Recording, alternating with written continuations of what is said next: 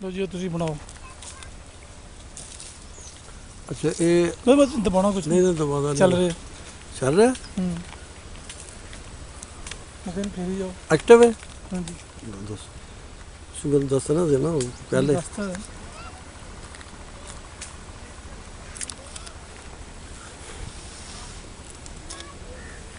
ਉਹਨਾਂ ਦੀ ਲਓ ਜੀ ਬੰਦੇ ਜਿਹੜੇ ਕੰਮ ਕਰਦੇ ਆ।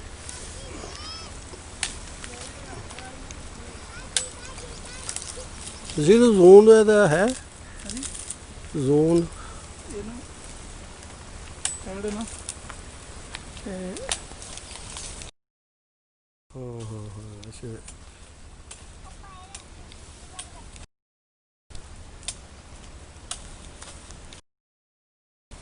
ਠੀਕ ਚਲਾਉਣਾ ਸਾਨੂੰ ਵੀ ਨਹੀਂ ਆਉਂਦਾ। ਟੈਲੀਫੋਨ ਤੇ ਪੁੱਛ ਕੇ ਚਲਾ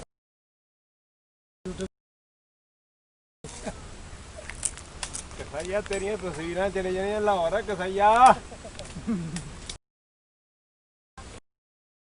ਤੇਰੀਆਂ ਲਾਹੌਰ ਗਈਆਂ ਅੱਜ।